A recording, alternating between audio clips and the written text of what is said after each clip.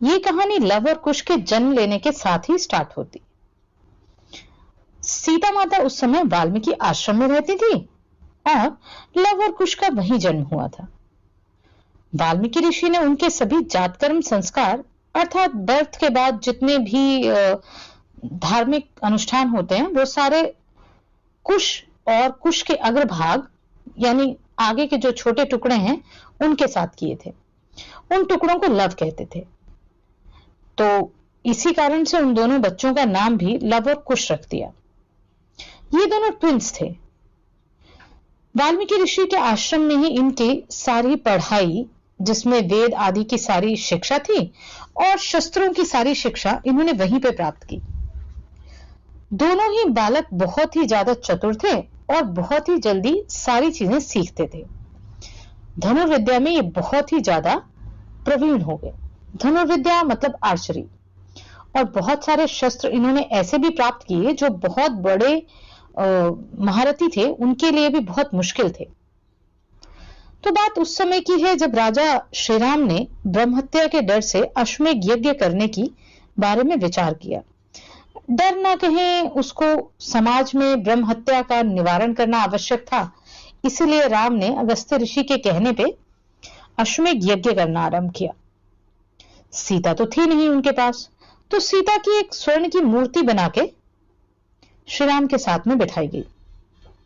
और इस अश्वमेध यज्ञ में ऐसा होता था कि एक बहुत ही सुंदर व्हाइट कलर का घोड़ा लिया जाता था जो बहुत ही खूबसूरत होता था, दिखने में बहुत ही सुंदर होता था, और उसको फ्री छोड़ देते थे।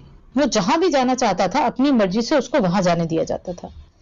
और कहना यह था कि वह पूरी पृथ्वी पर अगर चक्कर लगा लेगा और पूरी पृथ्वी पर कोई भी उसको नहीं पकड़ता है तो तुम्हारा पूरी पृथ्वी पर साम्राज्य है।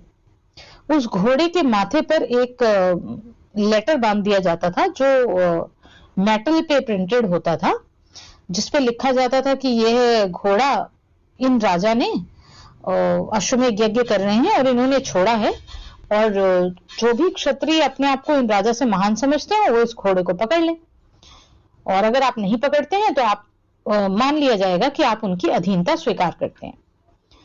तो अनऑफिशियली या ऑफिशियली कोई भी राजा उसको पकड़ता नहीं था, क्योंकि उसके साथ में अश्वमेध करने वाले राजा की बहुत बड़ी सेना पीछे उसको फॉलो कर रही होती थी। तो श्री रामचंद्र जी का घोड़ा भी अपनी मर्जी से घूमता हुआ इधर उधर जा रहा था, और उसके पीछे पीछे शत्रुघ्न लीड कर रहे थे उसकी आर्मी को, ताकि कोई उन्हें पकड़े ना। और साथ में हनुमान जी और अन्य राजा भी थे, और सुमति नाम का एक मंत्री था जो बहुत ही ज्ञानी था, जिसको पूरे संसार में क्या हो रहा है, कौन है, इसकी सबकी जानकारी थी। तो शत्रुघ्न को अगर कहीं भी कोई प्रॉब्लम फेस करते थे तो वो सुमति से सलाह करते थे कि ये क्या है और किस तरह से इसको किया जाना चाहिए, कौन है, तो वो उनको गाइड कर देते थे। और भरत के पुत्र पुष्कल थे, वह अपने आप में बहुत बड़े योद्धा थे, वो भी शत्रुघ्न जी को असिस्ट कर रहे थे। तो धीरे धीरे वो घोड़ा अनेक जगह से होता हुआ गया, जिसमें कुछ राजाओं से उन्होंने युद्ध किया, उनको जीता, और कुछ ने अपने आप खुद ही सरेंडर कर दिया। फाइनली वह घोड़ा वाल्मीकि ऋषि के आश्रम पर पहुंचा, क्योंकि उस घोड़े के माथे पर वो आपको बताया था ना, वो एक लेटर लगा हुआ था जिसमें लिखा था कि कोई भी क्षत्रिय अगर यह मानता है कि वो इन राजा से श्रेष्ठ है तो इस घोड़े को बांध ले और हम युद्ध करके उसे जीतेंगे, अन्यथा आप उनकी दासता स्वीकार कर ले। तो लव उस समय अपने फ्रेंड्स के साथ खेल रहे थे, तो उन्होंने देखा बड़ा ही सुंदर घोड़ा है। वो उस घोड़े के पास गए और उसके माथे पे लिखे हुए लेटर को पढ़ा, तो उन्हें बड़ा क्रोध आया। उन्होंने बोला ऐसे कैसे, कौन इतना अभिमानी है जो ये मानता है कि कोई तुम्हारे से कोई ग्रेट ही नहीं है, तुम बहुत ग्रेट हो, तो तुम घोड़ा इसको फ्री छोड़ दिया और ये जहां भी जाता है तो तुम सोच लोगे ये तुम्हारा राज्य है। तो बोला ये तो इन्होंने चैलेंज किया है सीधे सीधे, और बीइंग अ क्षत्रिय मैं इस चैलेंज को एक्सेप्ट करता हूं, तो मैं तो नहीं मानता कि श्री रामचंद्र जी सबसे ग्रेट हैं। बात तब की है तब लव और कुश को यह बताया नहीं गया था कि श्री राम उनके पिता हैं, क्योंकि उनका जन्म वाल्मीकि ऋषि के आश्रम में ही हुआ था और सीता माता ने ही उन्हें पाला था, तो उनको ज्ञात भी नहीं था ये कि श्री रामचंद्र उनके पिता हैं। और उन्हें लगा कि कोई एक राजा श्री राम है जो ऐसा मानते हैं। इसके साथ ही वाल्मीकि ऋषि उन्हें रामायण भी का भी गान करवा रहे थे, जिसमें श्री राम की पूरा विवरण दिया गया था, श्री राम के चरित्र का। तो वो बहुत ही लगन से उसकी पूजा और प्रार्थना और गायन सब किया करते थे। लेकिन फिर भी उन्हें श्री राम की यह बात अच्छी नहीं लगी, जिसमें उन्होंने कहा था कि आप मेरी दास्ता स्वीकार कर लें बिना लड़े। तो लव ने बोला ठीक है, चलिए देखते हैं कौन ग्रेट है। मैं तो इस घोड़े को पकड़ूंगा, क्योंकि मुझे इसके लेखक में बड़ा अभिमान और दंभ दिखाई देता है। तो उन्होंने उस घोड़े को पकड़ लिया। अब पकड़ के वो उसे वाल्मीकि आश्रम में ले गए और बोला यहाँ बांध देते हैं।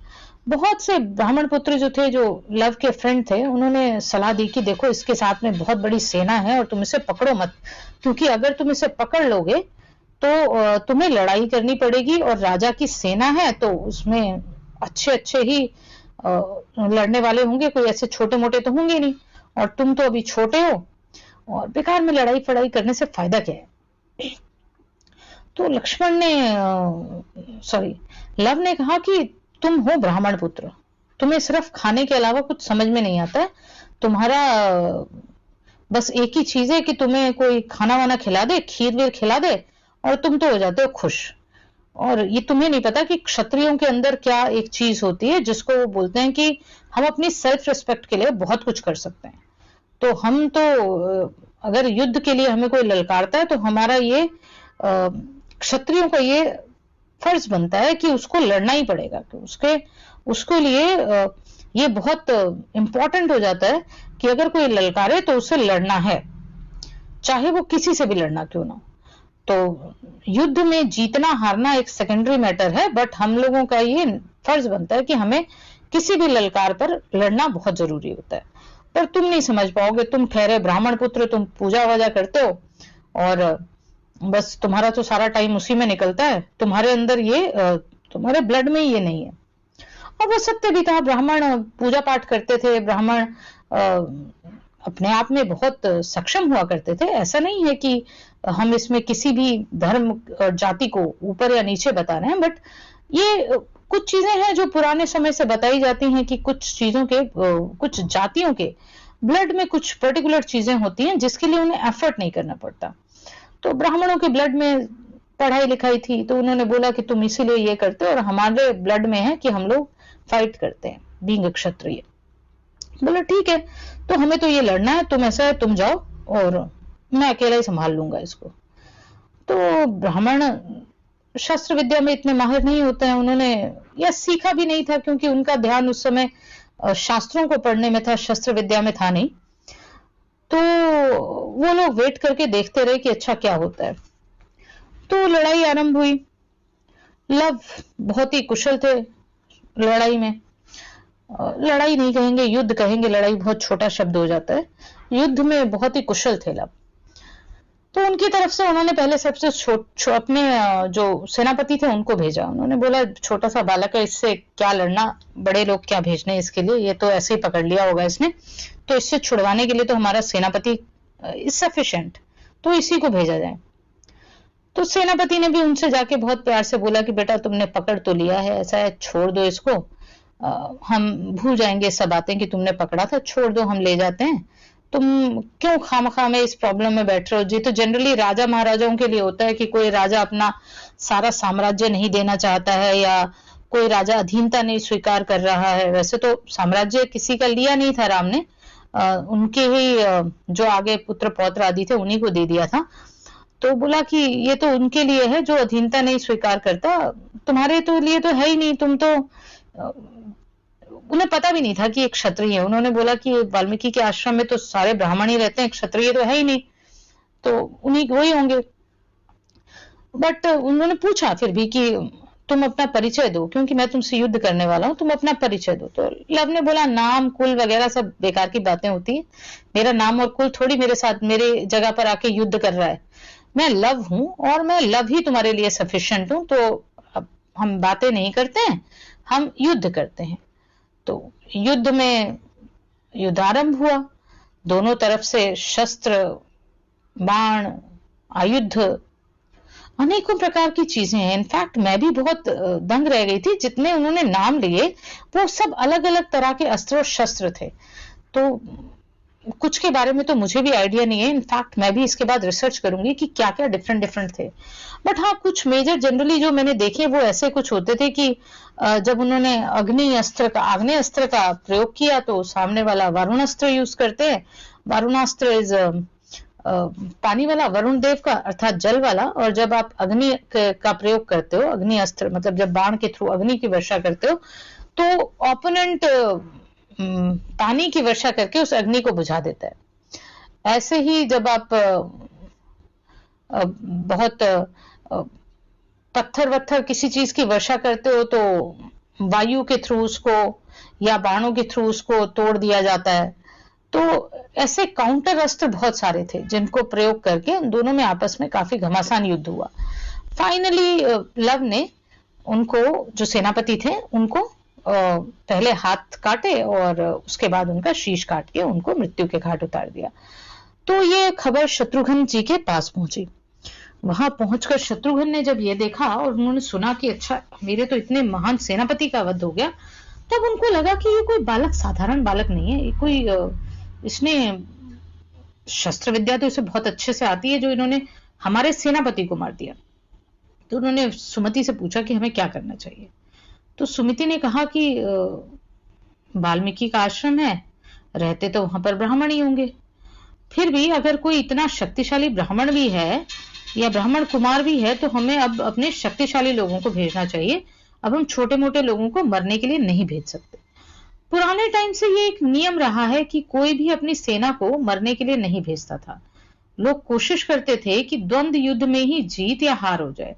द्वंद्व युद्ध मतलब होता है जिसमें दो लोग एक दूसरे के साथ लड़ाई करते हैं और युद्ध करते हैं, और उसमें अगर कोई भी एक जीत जाता है तो ज्यादा सेना की हानि नहीं होती, क्योंकि आप अननेसेसरी में एक दूसरे की सेना को मारो, उसका कोई मतलब नहीं बनता।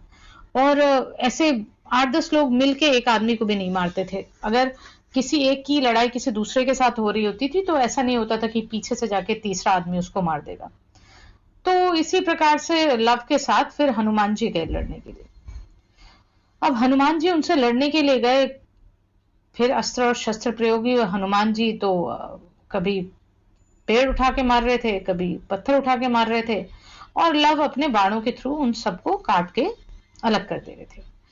फाइनली लव ने हनुमान जी को भी मूर्छित कर दिया। अब इसके बाद शत्रुघ्न जी आए, पुष्कल आए, और लव ने अपने बाणों के थ्रू उनको करने की कोशिश की, लेकिन शत्रुघ्न जी के द्वारा लव को मूर्छित कर दिया गया और लव को उन्होंने बंदी बना लिया। क्योंकि उस सिनेरियो में हुआ ये कि लव अकेले थे, और जब राम की सेना को ये लगा कि लव बहुत ही ज्यादा शक्तिशाली हैं तो उन्होंने मिल के उस पर अटैक किया।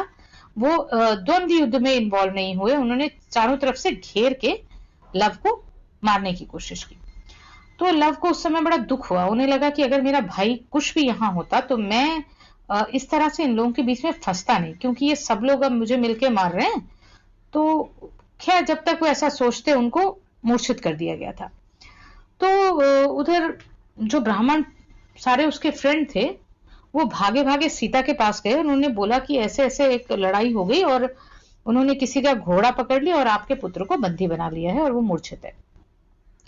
तो तभी कुश भी आ गए पूजा करके, और उन्होंने सीता माता को बोला कि आप टेंशन मत लो, मैं जाके उनको भी छुड़ा लाता हूं। तो कुश अपने अस्त्र शस्त्रों के साथ वहां पहुंचे और उन्होंने बड़ा ही घोर युद्ध किया। और शत्रुघ्न जी ने देखा कि ये तो एकदम ट्विंस थे, तो सिमिलर लुकिंग थे एकदम। तो उन्होंने देखा कि यह एकदम लव की तरह ही दिखने में है कोई, तो समझ तो गए वो कि इनका भाई ही होगा। पर क्योंकि एक ये नियम होता था कि आप हमेशा पूछते थे कि आप किससे युद्ध कर रहे हैं, कौन है, किस कुल का है, तो उन्होंने कुश से भी पूछा कि कौन हो और किस कुल के हो। तो शत्रुघ्न जी को कुश ने अपना परिचय दिया कि मैं माता सीता का पुत्र हूं और मेरा भाई लव है जिसको आपने बंदी बना लिया है, और मैं उसको छुड़ाने के लिए आया हूं। तो जब शत्रुघ्न जी ने ये सुना कि ये दोनों सीता माता के पुत्र हैं और उनकी जो शक्ल है वो एकदम श्री रामचंद्र से भी मिलती थी तो वे समझ गए कि ये राम के ही दोनों पुत्र हैं। पर क्योंकि युद्ध के लिए चुनौती दी जा चुकी थी और अश्व को छुड़ाना बहुत ही जरूरी था, तो उन्होंने युद्ध करना आरंभ किया। अब कुश जो थे, जैसे ही उन्होंने युद्ध आरंभ किया, लव ने देखा कि मेरे भाई आ गए। तो लव ने भी अपने आप को बंधन से मुक्त किया और दोनों भाइयों ने मिलकर सारी सेना को मार के, काट के, बंदी बना के किसी तरह से उन सब पे जीत प्राप्त करी। बहुत ही घोर युद्ध हुआ था। कहने का मतलब यह है कि दोनों तरफ की सेना क्योंकि बहुत ही शक्तिशाली थी और लव और कुश भी किसी से कम नहीं थे, तो बहुत घोर युद्ध हुआ। श्री राम जी की सेना के काफी लोग मृत्यु को प्राप्त हुए। अब बच्चे तो थे ही, दोनों 16 साल की आयु थी दोनों की। उन्होंने बोला कि हम तो ये युद्ध जीत गए, अब ऐसा करते हैं, हम इस युद्ध से अपने लिए कुछ टोकन ले लेते हैं। अमाउंट मतलब टोकन अमाउंट नहीं, कुछ जैसे हम बोलते हैं ना, हम कहीं गए और हम वहां से वहां की स्मृतियां, रिमेम्बरेंस लेके आते हैं। तो उन्होंने बोला इस युद्ध की हमें कुछ रिमेम्बरेंस रखने चाहिए अपने पास, तो लेट से हम क्या क्या ढूंढे। तो गए, उन्होंने देखा अच्छा शत्रुघ्न जी का मुकुट बहुत अच्छा है, बोला ये मुकुट रख लेते हैं अपने पास। मुकुट ले लिया। पुष्कल जी के बाजूबंद कुछ मणि थी, वो ले लिया। और ऐसे करते करते उन्होंने कुछ कुछ चीजें इकट्ठी की और फिर उन्होंने कहा हनुमान जी और सुग्रीव इनको ले चलते हैं, ये दोनों बानर हैं और खेलेंगे, कूदेंगे, उछल कूद मचाएंगे, हमारा एंटरटेनमेंट हो जाएगा और ब्राह्मण भी इनको देख के खुश होंगे, इनको बांध के ले चलते हैं।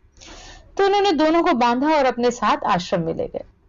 जब वो आश्रम में पहुंचे तो सीता ने देखा, अरे इन्होंने तो हनुमान जी और सुग्रीव को ही बंदी बना लिया। अपने पुत्रों के बल और शक्ति का उन्हें तो पता ही था कि अच्छा मेरे पुत्र तो बहुत शक्तिशाली हैं। पर उन्होंने अपने पुत्रों को बोला कि बेटा ऐसा है, ये दोनों बहुत महान हैं और इनको बंदी नहीं बनाना चाहिए, इनको छोड़ दो।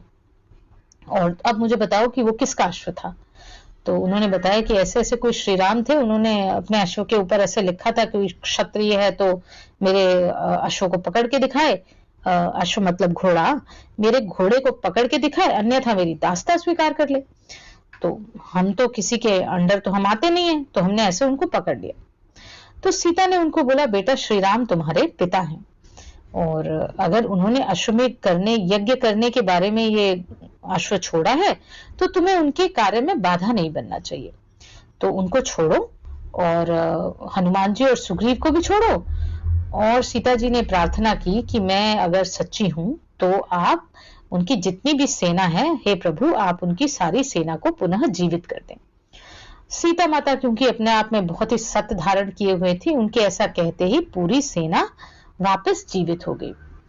शत्रुघ्न जी वापस उठे तो उन्हें ये आभास हो गया कि हम तो बुरी तरह हारे हुए ही थे, तो अवश्य अगर हमें किसी ने जिलाया है तो सीता माता ने ही जिलाया है और अश्व भी छूटा हुआ है, तो इसका मतलब ये है कि उन बालकों ने हमें छोड़ दिया।